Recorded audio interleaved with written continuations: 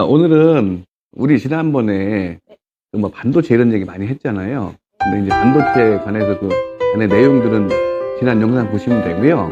그다음에 오늘은 우리가 지금 현장이 오산에 있잖아요.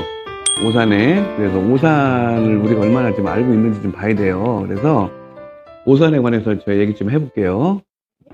예, 첫 번째로는 좀 이게 좀 많아요. 많은데 이제 첫 번째로는 삼성 반도체가 남사 이동급에 이렇게 투자를 하잖아요. 300조를 2042년까지 투자를 하거든.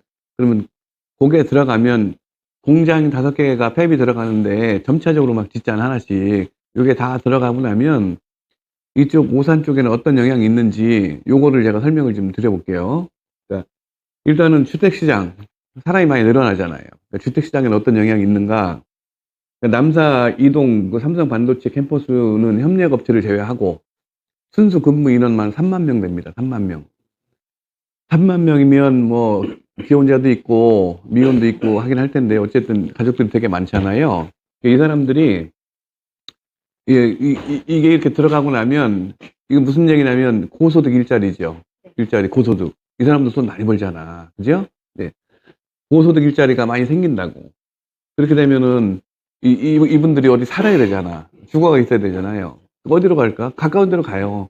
근데 무조건 가까운 데로 갈 수는 없고 이 대기업 같은 경우는 셔틀버스가 엄청 그 촘촘하게 막 잘 돼 있거든. 그러니까 조금 떨어져 있어도 한 1, 20km 떨어져 있어도 거기로 간단 말이죠. 그래서 어, 이 남사이동이 새로 시작을 해도 그 주거는 인프라가 좀 돼 있는 데로 가야 돼요.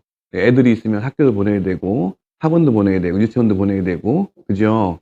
예, 그래서 이쪽으로 가야 되는데 어, 예를 들어서 그 SK 하이닉스 이천에 있잖아요. 예, 이 사람들도 지금 수원, 동탄, 뭐 오산 이쪽에서 출퇴근 되게 많이 합니다. 그렇게 멀지 않잖아요. 예. 그러니까 현대의 남양연구소 현대차 있잖아. 그죠? 거기도 그 지역에 살지 않아요. 이쪽으로 막 나와 산다고. 예.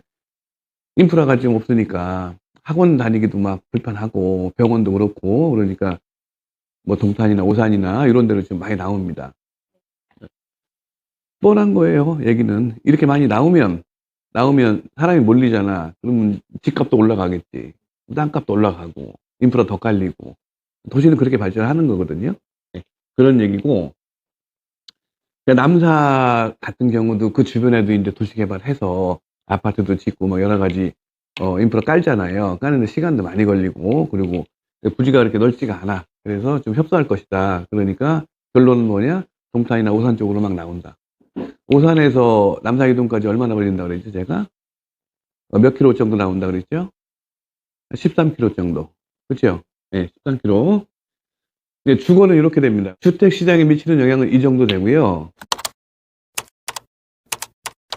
그다음에 우리는 지금 지식산업센터를 하고 있잖아. 분양을 하고 있잖아요.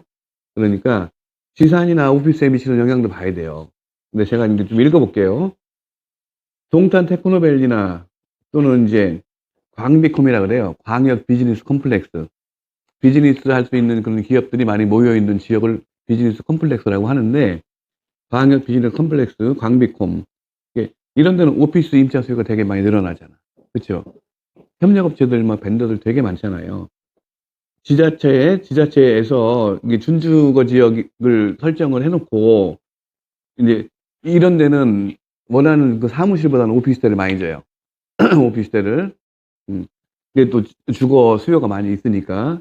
그러니까 이제 오피스텔을 많이 지면 그 사무실이 좀 부족하잖아. 그렇죠? 그러니까 그 협력업체 관련 기업들 또 뭐 벤더들 이 사람들도 사무실 들어가야 되잖아요. 우리는 지산인데 사무실을 써도 되고 공장을 써도 되잖아. 그러니까 이쪽으로 수요가 되게 많을 것이다. 이거는 제가 지난 시간에 다 말씀드렸어요. 근데 이거는 그냥 대략으로 말씀을 드리는 거예요. 지금 제가 주로 남사이동 삼성 관련해서 얘기를 하고 있는데 그 벤더 뭐 1차 벤더 1차 협력업체들은 굉장히 큰 회사예요. 엄청 커요. 예. 경쟁력도 있고. 근데 이제 조금 뭐 작다. 그래도 뭐 자금이 있으면 사업도 짓고 하잖아. 그죠? 땅 사서. 시간도 오래 걸리고.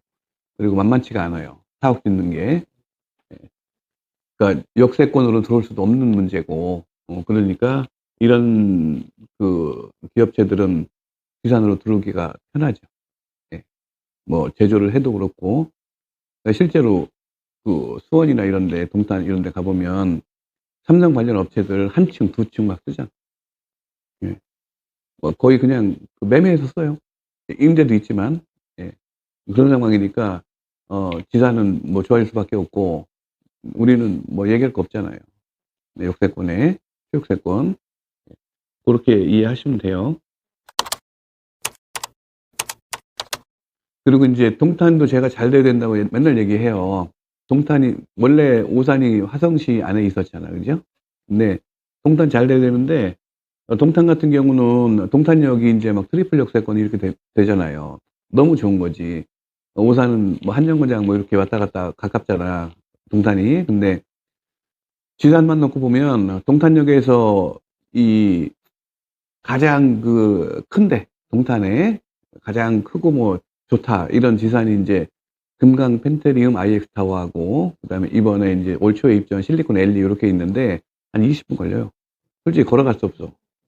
그리고 동탄역에서 가장 가까운 그 지산이 한 7, 800m 정도 돼요. 그 다 떨어져 있거든. 그러니까 실질적으로 역세권이라고 볼 수가 없어요. 그러면 오산 현대 프리미어 캠퍼스 테마역은 되게 좋죠. 그렇죠. 그런 차이점 알고 계셔야 돼요. 그래서 동탄이 좋아요. 동탄으로 가야지 이런 얘기하면 동탄 엄청 좋은데, 한 가지 아쉬운 거는 요 정도다. 이렇게 얘기를 할 수 있어야 돼요. 예.